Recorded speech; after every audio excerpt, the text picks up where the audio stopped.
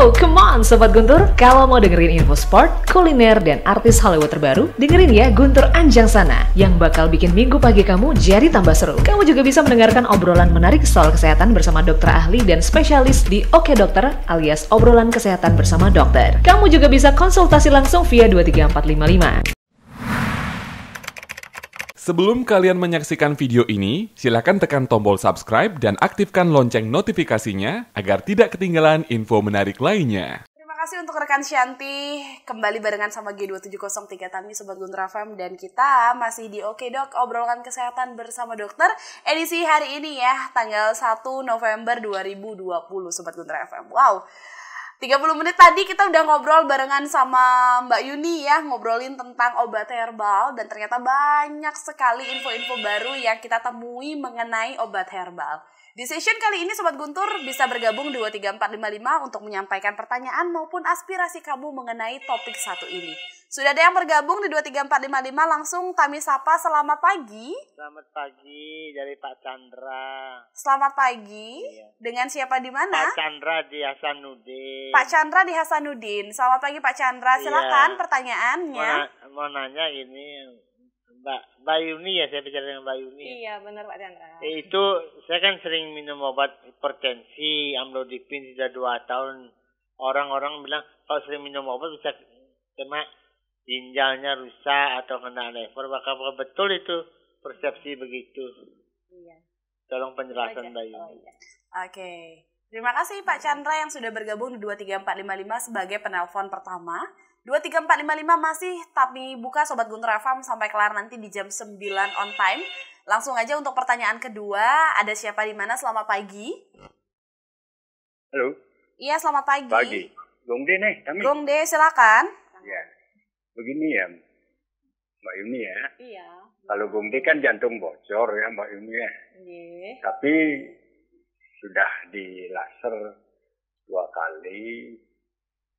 Sekarang tinggal sekali. Kalau sekali lagi bocor, nggak bisa di laser lagi. Tapi apa ada obat herbal untuk itu Mbak? Gitu ya. Tapi kalau Gongde tetap melakukan apa namanya, kalau sepertinya minum teh jahe. Kalau tempe tahu bikin sendiri karena takut kalau tidak bikin sendiri. Kalau tempe kan ada ragi, kalau yang tahu juga kita takutkan ada formalinnya. Jadi kami bikin sendiri semua, dan kami terus minuman air itu daun sirih, Mbak, gitu loh. Dan memang sampai sekarang masih fit sekali, bagus. Apa kita bisa teruskan itu? Dan kalau Gongde kan sekarang lama udah masih sehat, tidak ada terasa apa-apa. Apakah terus bisa diteruskan itu? Dan kalau Bapak hanya Gongde juga jantung, dan Gongde yang kena juga. Tapi Bapak Gongde sama dengan Gongde juga minum apa itu sehat sampai sekarang, umurnya hampir 90-an masih sehat walaupun.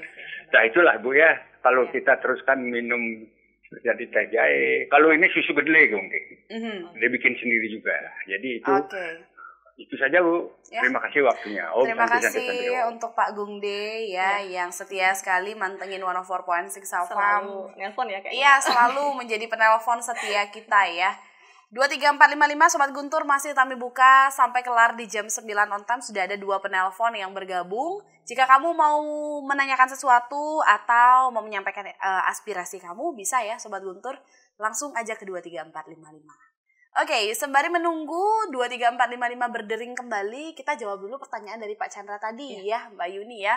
Pertanyaan dari Pak Chandra adalah, gimana kalau misalnya kita minum obat secara terus-menerus? Ada persepsi masyarakat yang bilang gitu kan, informasi yang beredar kalau terlalu sering minum obat maka ginjalnya akan menjadi rusak ya, dan bisa saja menimbulkan penyakit lainnya gitu. Gimana nih Mbak sebenarnya? Ya, terima kasih Pak Chandra ya. Beliau kan mengalami hipertensi ya. Betul. Iya. Mungkin pertanyaan beliau agak di luar topik kita obat herbal, karena beliau hanya mengkonsumsi obat kimia ya. Tadi beliau bilang amlodipin gitu ya. Ya mudah-mudahan Pak Chandra sehat selalu, tensinya terkontrol gitu ya. Nah untuk amlodipin nih khususnya ya, beliau kan mengalami hipertensi dengan terapi amlodipin.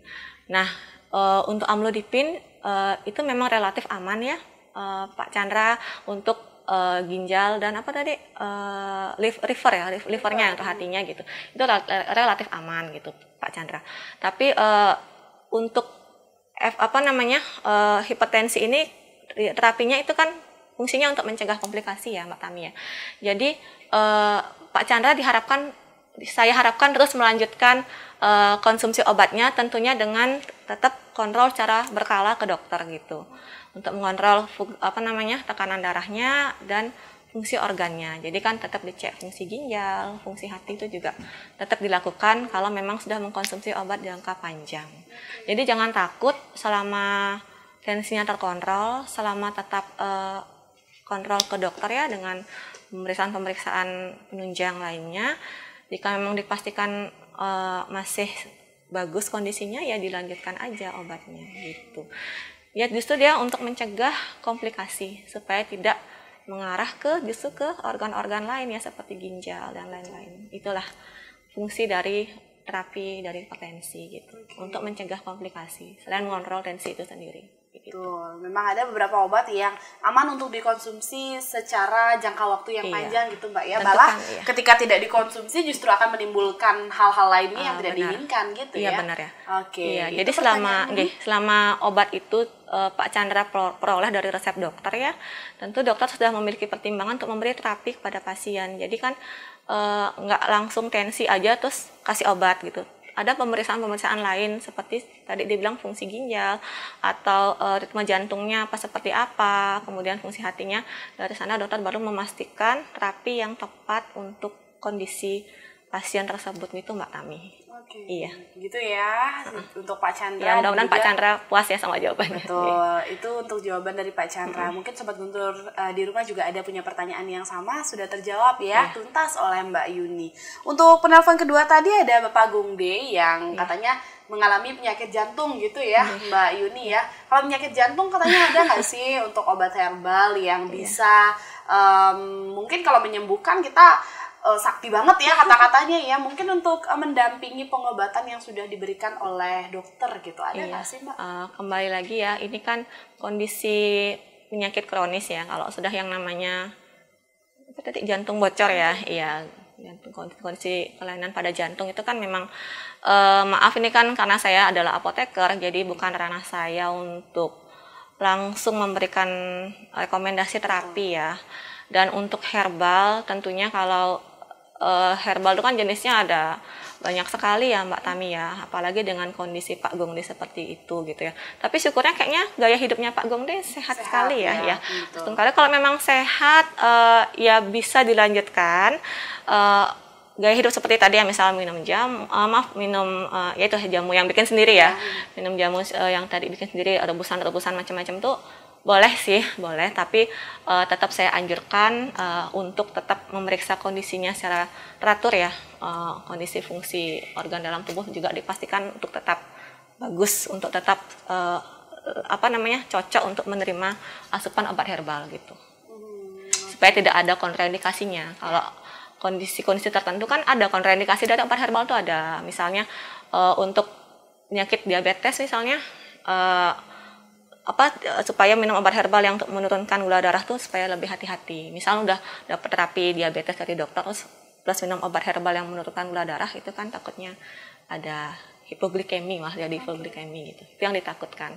Pokoknya prinsipnya kalau memang Anda memiliki suatu penyakit ya, kontrol dulu deh ke ahlinya, ke dokter gitu, untuk memastikan diagnosa, memastikan kondisinya dari dokternya biar terapinya tepat gitu. Iya. Oke. Seperti itu ya untuk Pak Gongde jawabannya. Kembali lagi semoga puas dengan jawaban dari Pak Yuni. 23455 Sobat Guntur masih kami buka. 2 penelpon tadi sudah dijawab tuntas. Sembari menunggu, mari kita ngobrol lagi mengenai obat herbal ya Mbak Yuni. Oke Mbak, kalau misalnya kita datang ke satu apotek gitu ya, atau misalnya mau konsultasi mengenai obat herbal, itu yang harus kita tanyakan kepada apotek tersebut adalah mengungkapkan secara langsung apa yang kita mau. Maksudnya saya mau cari obat herbal untuk seperti ini gitu kan. Atau gimana? Atau memang kita harus searching sendiri dulu, jadi ketika sampai di apotek hanya tinggal memberikan nama obat herbal tersebut? Oh, boleh-boleh aja sih Mbak. Cuman kalau kita searching di internet kan kita harus memilah-milah informasi juga ya, karena nggak semua informasi di internet itu benar. Nah, yang saya ketahui juga bahwa kayaknya hoax tentang kesehatan tuh yang paling banyak ya, Betul. yang ada di internet. Jadi kita harus milah-milah juga informasinya gitu ya, dan kalau bisa dapat informasinya dari sumber yang resmi gitu. Nah, tapi kalau kita misalnya baca-baca di internet, terus untuk meyakinkan lagi, bolehlah datang ke apotek gitu kan, untuk konsultasi langsung pada apotekernya gitu kan, untuk memastikan lagi aman nggak saya minum ini, apa memang efeknya ini gitu loh. Atau jika kondisinya gimana, bolehlah bagus lagi konsul ke dokter gitu. Dok, saya punya kondisi seperti ini, gini-gini, boleh nggak saya konsumsi obat herbal? Itu juga bisa. Iya, boleh aja sih Mbak.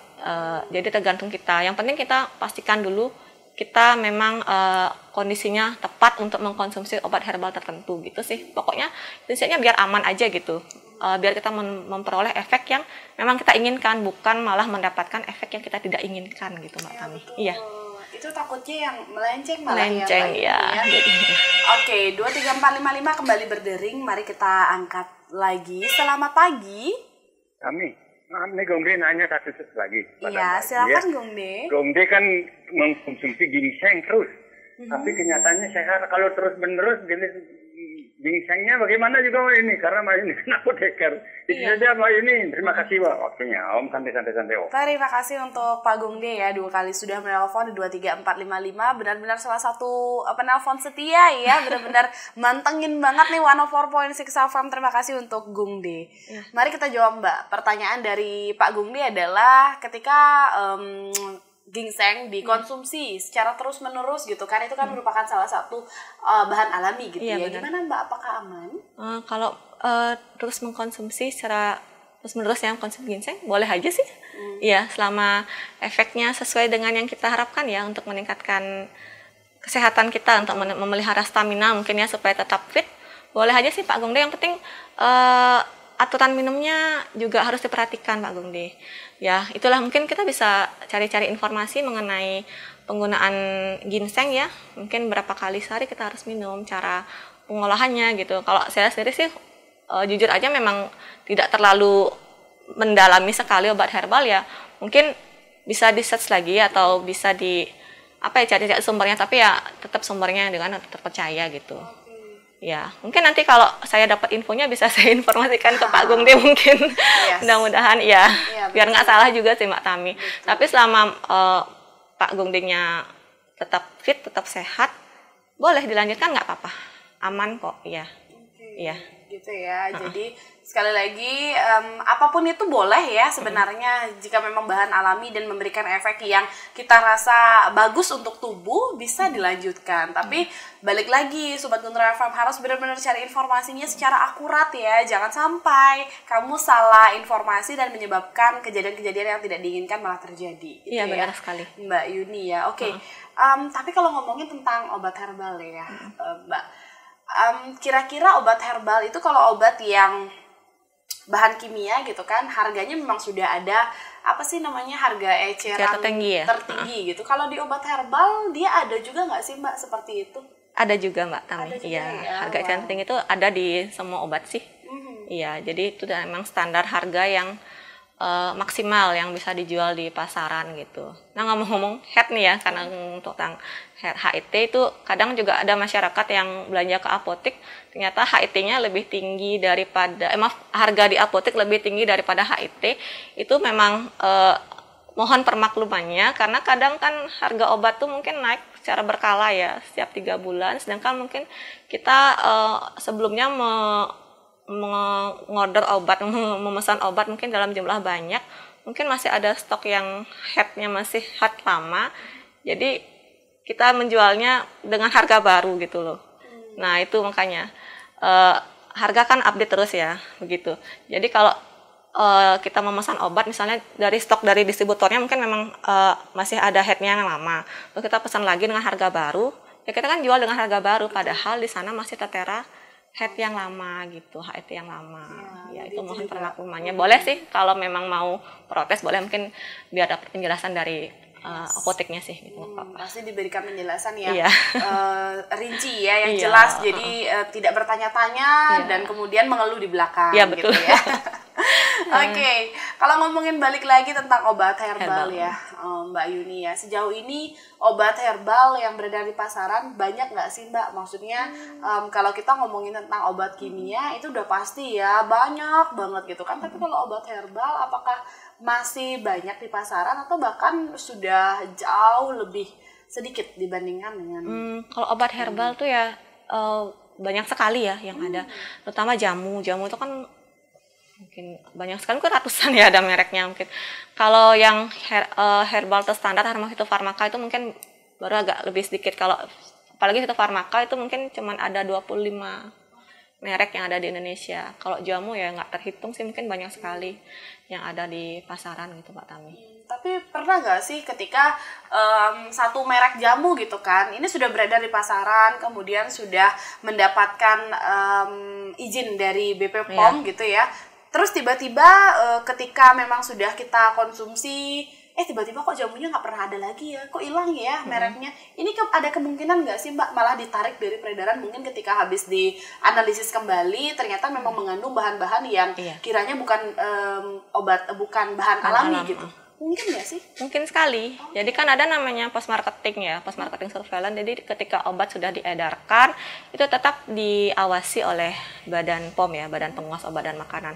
Nah, ketika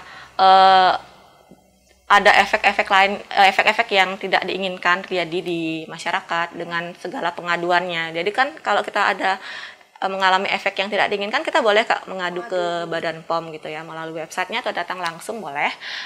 Atau mungkin ketika sudah dipasarkan dan produk di pasarannya diuji ya sama BPOM-nya, ada bahan lain yang tidak harusnya tercantum, yang harusnya tidak ada di obat herbal tersebut, obatnya bisa ditarik. Baik itu mungkin mengandung bahan kimia atau mungkin ada senyawa lain yang ternyata juga diikutkan dalam obat herbal tersebut. Pokoknya kalau nggak sesuai sama komposisi yang seharusnya, udah tidak memenuhi syarat BPOM lagi, ya ditarik dulu, dievaluasi dulu sama BPOM-nya. Oke, Gitu. jadi banyak ya pengalaman beberapa orang di luaran sana ya yang kami sempat dengar Mbak Yuni sudah sangat serok gitu ya sama satu merek ini, kemudian tiba-tiba ketika habis dan ingin membeli lagi, kok ya malah nggak ada, di mana-mana nggak ada sampai akhirnya adalah statement bahwa itu tidak akan dikeluarkan lagi. Nah kalau kayak gini nih Mbak, kan kita sebagai konsumen ya yang notabene ngerasa udah cocok nih, terus juga efeknya kok kayaknya bagus ya pakai yang ini, terus tiba-tiba nggak ada, itu bisa menimbulkan hal lain nggak sih Mbak? Maksudnya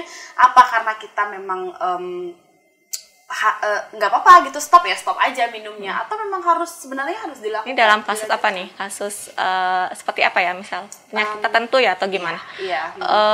Kalau misalnya nih dulu pernah ada kasus salep ya, salep tertentu, ada merek tertentu itu memang banyak banget yang beli.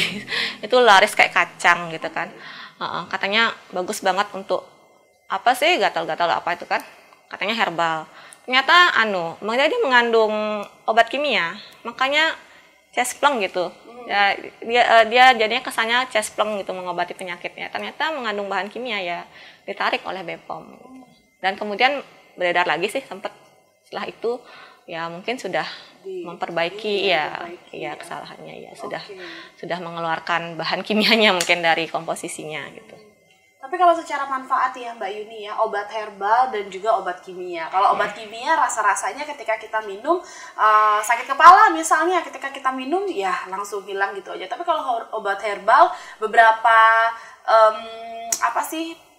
informasi yang kami dapat dari lapangan tuh banyak yang bilang malah kalau obat herbal memang butuh waktu, jadi nggak bisa langsung. Bener. Itu benar nggak sih? Benar Mbak Tami, iya. Dia efeknya mungkin perlahan gitu ya. Kalau obat herbal tuh biasanya efeknya itu pelan-pelan gitu. Tapi pasti. Tapi iya, dia nggak pasti kan, tergantung di dalam reaksi dalam tubuh itu kan beda-beda. Ada yang akhirnya dia bagus, ada akhirnya dia ternyata masih belum adekuat ya untuk terapi untuk mengobati penyakitnya gitu. Tergantung sih Mbak Tami. Tapi kalau obat herbal tuh memang dia relatif penggunaan jangka panjangnya relatif aman gitu. Iya. Kita lebih berfokus kalau obat herbal berarti kepada penggunaan jangka panjangnya Iya. ya. Oke Sobat Guntur FM, penjelasannya benar-benar lengkap banget ya. Rasanya sudah terbuka pikiran ini mengenai obat herbal. Tami, ternyata waktu sudah berakhir Sobat Guntur. Ini nggak terasa ya, 1 jam sudah kita berbincang Sobat Guntur FM di Oke Dok, obrolan kesehatan bersama dokter. Mungkin ada closing statement Mbak Yuni? Iya, baik. Untuk kesempatan ini mungkin terakhir saya sampaikan bahwa obat herbal tetap adalah kekayaan yang kita miliki ya di Indonesia, tetap harus kita manfaatkan penggunaannya, namun kita sebagai masyarakat tetap harus cermat agar bisa menggunakan obat secara tepat. Oke. Ya. Jangan asal ya Sobat Guntur FM ya. Oh ini obat herbal, labelnya sih obat herbal. Coba kita cek lagi, coba kita Benar cross check sekali. kembali ya. Ya. Tadi sih kita sudah dijelaskan banyak sekali gimana ciri-ciri obat herbal yang sebenarnya, apakah aman atau tidaknya. Kita bisa cek itu sendiri ya Sobat Guntur. Kamu bisa searching juga di Google ya kan. Bisa lihat-lihat lagi kira-kira apakah benar-benar aman obat herbal yang selama ini kamu gunakan, atau jangan-jangan hanya karena label yang katanya obat herbal maka sering kamu gunakan. Itu yang harus kamu cek ya. Oke deh Sobat Guntur FM, tanpa terasa memang 1 jam sudah kita berbincang di Oke Dok, obrolan kesehatan bersama dokter, edisi hari ini tanggal 1 November 2020, mengawali awal bulan dengan informasi yang sangat edukatif Sobat Guntur FM. Semoga sampai nanti ya di akhir bulan dan mengakhiri tahun 2020 pun kita masih tetap sehat semuanya. Terima kasih ya Mbak Yuni Iya, untuk makasih waktunya. juga kamu. Senang sekali rasanya karena kita sudah benar-benar mendapatkan informasi yang akurat langsung dari ahlinya Sobat Guntur FM. Jika kamu kelewatan, jangan takut. Nanti kamu masih bisa kok ikutan langsung ya, tonton di Guntur Radio. Kita ada channel YouTube Mbak Yuni, mungkin bisa dilihat juga nanti ya. oke. Jangan lupa subscribe, comment, and like pastinya. Ya udah Sobat Guntur FM, saya G2703 Tami pamit ya. Langsung kembali saya alihkan ke rekan Shanti. Silakan rekan Shanti.